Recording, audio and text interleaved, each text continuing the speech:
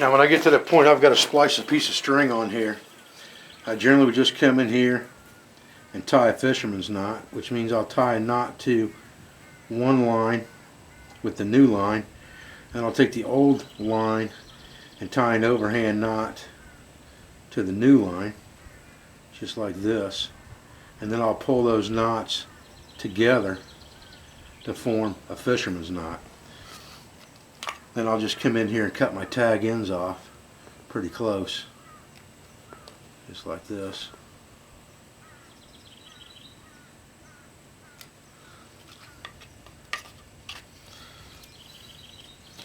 And then I just continue on. Now, what you'll find out is that once you get around this thing and you start getting this thing big enough you can hold it in the palm of your hand pretty easy, it'll be real easy for you to just flip this thing over on the back side, find the stitch on your last bundle and go right behind that, push your needle through, move your copper pipe up, pull that through, and that will create your angle for you. Then just move your pipe up a little bit, go to the next stitch, push it through, hold it with your finger in the right place. That's what I usually do, right behind the copper pipe, and pull it down. Move it up, do the same thing again.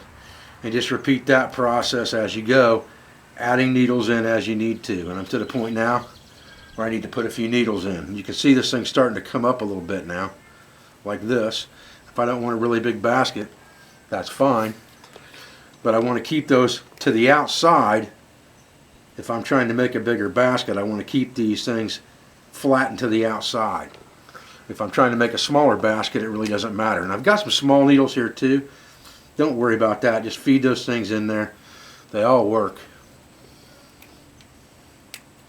Just strip that tip off till you get down to that raw material. Slide it in there. Check yourself. Make sure all you got is friction. You're good to go. Then you just continue behind that last stitch on the last bundle. Hold it with your thumb in place or your finger there and pull it down. Move your copper. Go to the next stitch, go right in front of it. I go in front of it once I get going, that way every stitch pulls into the last one and it'll give you a neater look when you're finished if you're worried about that. But it also gives you a tighter basket in the end.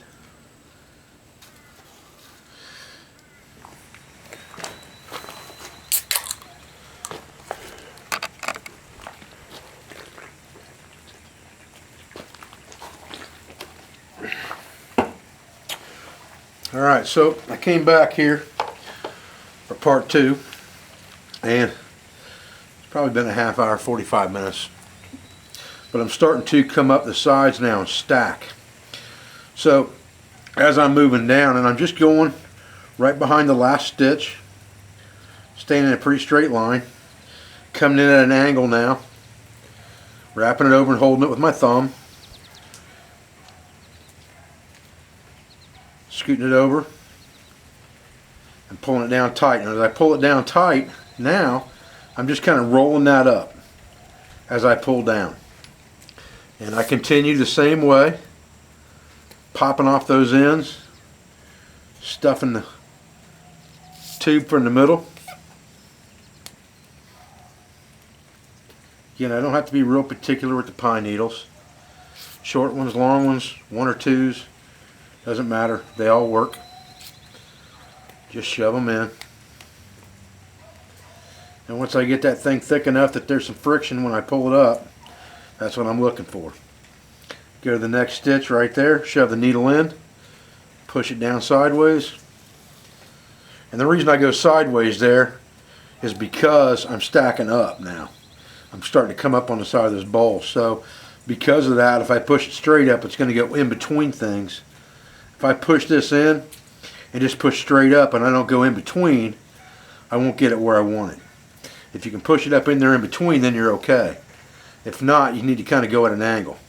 And then I'm just pulling down, slide it over the top, cinching it down again, moving my tube, going to the next stitch. And it's pretty much that simple. Now, once you get this basket to this point, you're going to kind of be in a rhythm. of what you're doing here, and you're going to start to get a pattern on the side of this thing as well. And it's going to start to look good for you. When you first start, you might think, man, that's the ugliest thing I ever saw. But as you get to going, it's going to start looking better and better all the time. Just remember to keep that barrel full of needles. That's one of the most important things. You don't want to let this thing get thinner as you go. It's like cordage. You want to try to keep that thing a uniform thickness. You want to try to keep those pine needles at a uniform thickness as you go, so that your bundles are the same every time. That'll make your basket look a whole lot better. Roll it over the top, pull it down tight again, move the barrel. It's just a rhythm of repeated processes. Go in between the coils, catch it with your forefinger there coming down, line it up where you want it, pull it down the first time, move the bundle over the top, and then pull it down again. Advance the barrel.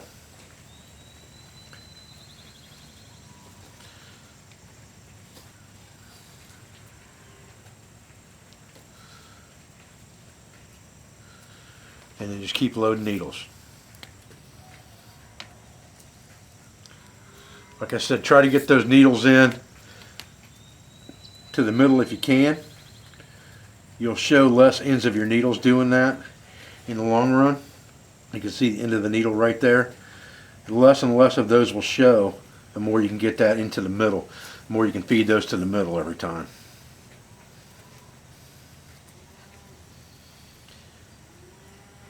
Looks kind of like a little turtle shell when you're done, depending on how big a basket you're trying to make. This one will be about the size of a box turtle shell probably when it's finished.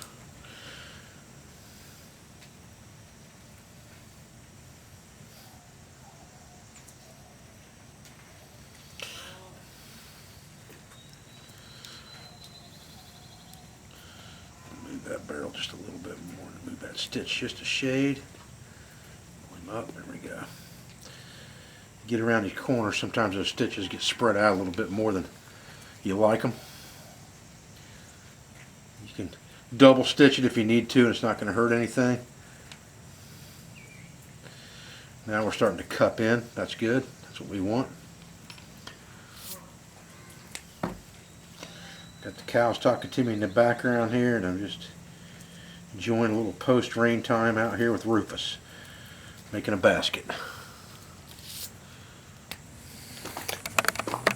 Okay, so we're getting to the point now where it's about what I wanted for demonstration purpose, just a small clamshell type basket.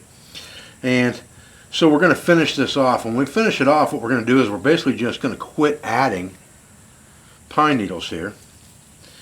And we're going to thin this out. And I've got just enough string left on here, I think, to go ahead and finish this off. So we're going to bring this out here. Now you could do this a couple different ways. You could just trim those short right there, or you could just kind of continue around here until it gets thinner, just like this, and quit adding needles in, and take it down so that it kind of stays flat on there and gets thinner as it goes, and then you can trim it. And that's really looks the best if you do it that way, in my opinion. And there's other fancy things you can do with leaving needles on there and things like that if you want to, hanging off the side.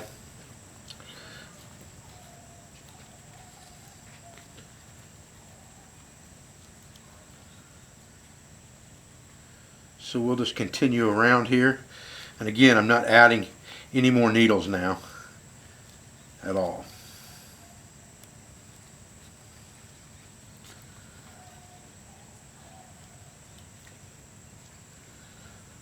So this bundle's getting progressively thinner as I come around this time.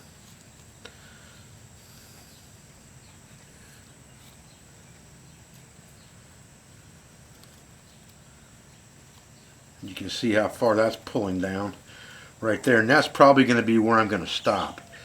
So I'm going to take a double stitch in that one, just like this, and pull it through with a half hitch here, like this, and pull that down tight. just like that. Pull my barrel off of there. And because I'm using bank line, I've got lots of options. I can just kind of burn this end of it and just melt it down, and then trim these close and leave them there for decoration to show that it's a pine needle basket. And I can just trim those off either with a pair of shears or with my knife, kind of like this, at an angle like that, to show that it's a pine needle basket and there's some pine needles left there. And that looks okay, especially for a display unit or something that you're going to show people. And then you can still form it a little bit with your hands while it's wet. And that looks pretty good. Now I'll trim this down and I'll just heat the end of that up with a lighter and smash it down there so that it's good and connected. It's not going to come undone. I could take one more bite through there with a needle if I wanted to. Easy enough, and pull that through right here from underneath.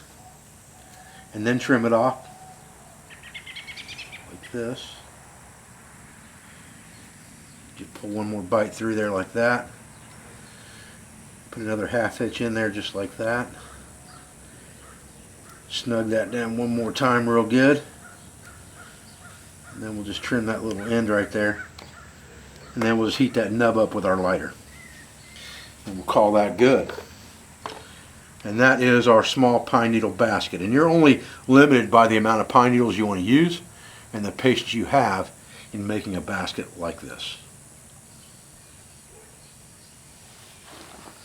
Alright guys, well, I appreciate you joining me out here today for this pine needle basket project. Another thing that was taught at the Pathfinder gathering this year, and I would encourage you to check out the Pathfinder gathering for 2016. There's going to be a lot more skills taught there, and I still have a long ways to go and lots of videos in the bank to get set up and make for you guys on projects that we did at this year's Pathfinder gathering. I appreciate your support. I appreciate your views. I thank you for everything you do for our school, for our family, for our business, for all of our sponsors, instructors, affiliates, and friends. And I'll be back with another video as soon as I can. Thanks, guys.